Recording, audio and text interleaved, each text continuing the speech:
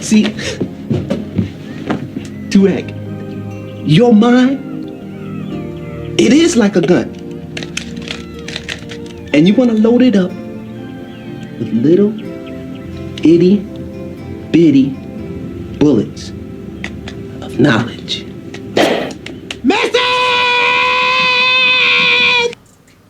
What's going on, family? It's your guy Boro, the Lucky Libra.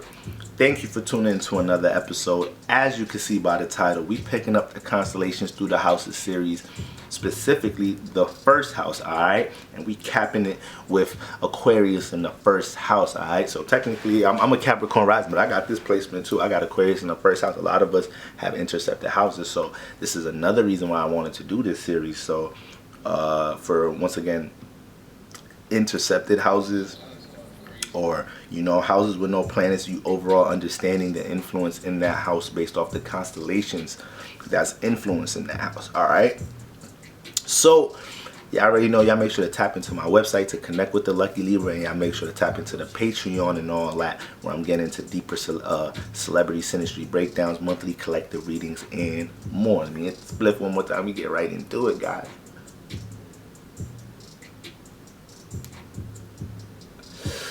Let's do what was that? Alright, that's what it's for about Aquarius, right? Alright, so what is the first house? Alright, the first house is how we personally express ourselves, okay? How we personally express ourselves, our natural persona, alright? Our natural personal outlook on the world, alright? How we deal with our individuality, okay? How people perceive us on first impression. A huge emphasis on first impression, but also how people perceive us, our natural personality. Huge emphasis on how we may start and initiate things. So when we look at Aquarius, Aquarius is fixed air, ruled by Saturn, co-ruled by Uranus. So Saturn is dealing with restriction, time, organization, okay, structure, building, okay, reality. And when we have, Aquarius is also air. Matter of fact, it's also co-ruled by Uranus. Uranus dealing with individuality, transformation, all right? How we cultivate what makes us unique, all right? Also deals with rebellion, power and control issues. So it's very important to understand the house that you have Saturn in. If you are an Aquarius rising, all right, if you specifically an Aquarius rising, like what I was saying earlier in the video, I'm a Capricorn rising. Well, shit, Capricorn and Aquarius is both ruled by Saturn. So actually, yeah, it don't even matter. But yeah, if you're an Aquarius rising, you want to know what house you have Saturn in, because Saturn rules your first house and also rules your chart. So the house Saturn in, this is the house where your personal issues, your first house circumstances are going to be the most active, okay? You're going to be doing a lot of building in this house, constructing your reality in this house, doing a lot of construction work, having to learn to put time into things in this house, all right? And you're going to be cultivating your discipline in this house as well. Now, having this influence in the, and the house that you have Uranus in, the co-ruler. Can't forget the co-ruler. The house that you have Uranus in, you're gonna be going through a lot of transformation in the house. A lot of situations cultivating your identity and what makes you unique, what makes you an individual. All right. Now, off the rip, having Aquarius. I'm not even on the right page. Still on Capricorn rising. Having Aquarius in the first house, okay. Off rip, the personality here is gonna be a little awkward, different, and unique. Off rip, from micro to a macro level.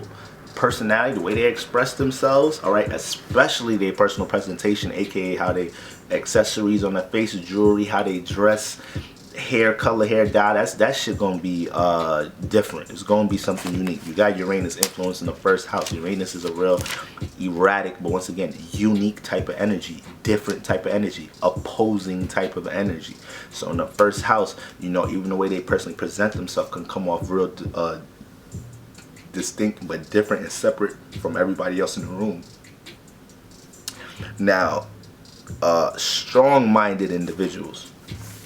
Like they're hard, personally hard, can endure a lot. This is the same with Capricorn risings. Personally can endure a lot, personally can endure the grind, the struggle, the you know, the work that has to be put into something, okay?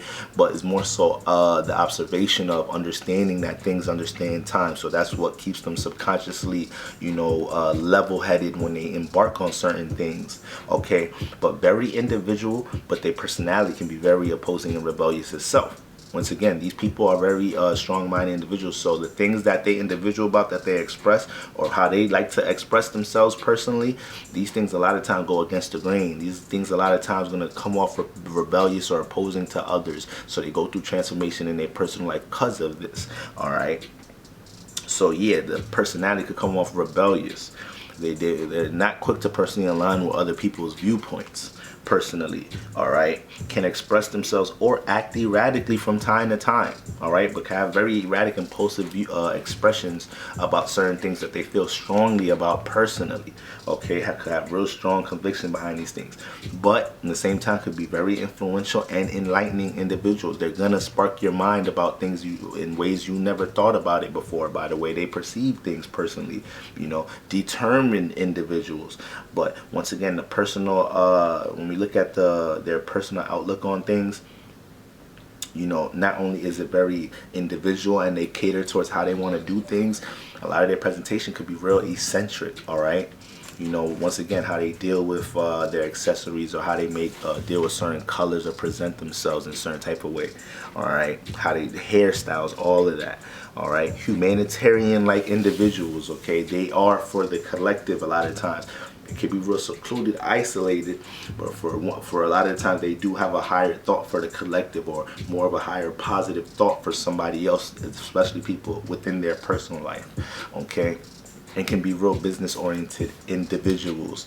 Now, when we get into some traits and you know, physical appearance, we could come back to having the fleshy face here, full fleshy face, plump face, all right? You know, sharp and clean cut a lot of the times. Aquarius in the first house really not going to show themselves like that if they don't feel as sharp, if they don't feel like they got that cut, all right? Can't put that fit together like that. Aquarius risings can, like, you have Aquarius rising that I think can dress, and then you got some. Really, I like how Aquarius suns dress. I like how Aquarius suns dress. But for the most part, you know, Aquarius rising outfits, they can come off real influential, especially in the fashion world, based off of how they present themselves, set trends. The Aquarius constellations, wherever Aquarius is at in your chart, you're going to be real innovative in this house. All right, you're gonna try to be, this is where you do a lot of original shit in this house.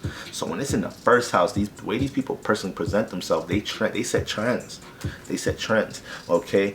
But you know, now the hairstyles can be unusual, okay? They can have different type of hairstyles. They may play with dye a lot, you know, color their hair in different type of ways, different hair patterns, and they're somewhat mid to you know, mid to a full square build, all right, for a lot of the times, body wise or whatnot, okay? But yeah, one thing I would say about the facial features and appearances would be that plump face, all right? Nice plump full face, cheeky, real cheeky too, okay? And when we look into celebrities, we have Barack Obama, David Bowie. Look at David Bowie's swag in his prime when he was red mohawks and all of that, you know, real eccentric. Christina Aguilera, Russell Crowe, Zendaya, Khloe Kardashian, okay, J.K. Rowling, Abraham Lincoln, Aaliyah, Selena, Billie Holiday, SZA, and Wendy Williams. SZA's another one real eccentric, you feel me? I just seen like a music video where she was in some garden with mushrooms and everything everywhere, and it was just all vivid, and it was just, well, that would have a lot to do with her sun and moon too, okay? But y'all already know what it is, family. It's the Lucky Libra tuning in and tuning out. Alright, y'all make sure to tap into my website and tap into the Patreon and all that and all that. And next week, capping it off, alright, with Pisces in the first house. Until next time, family. Peace.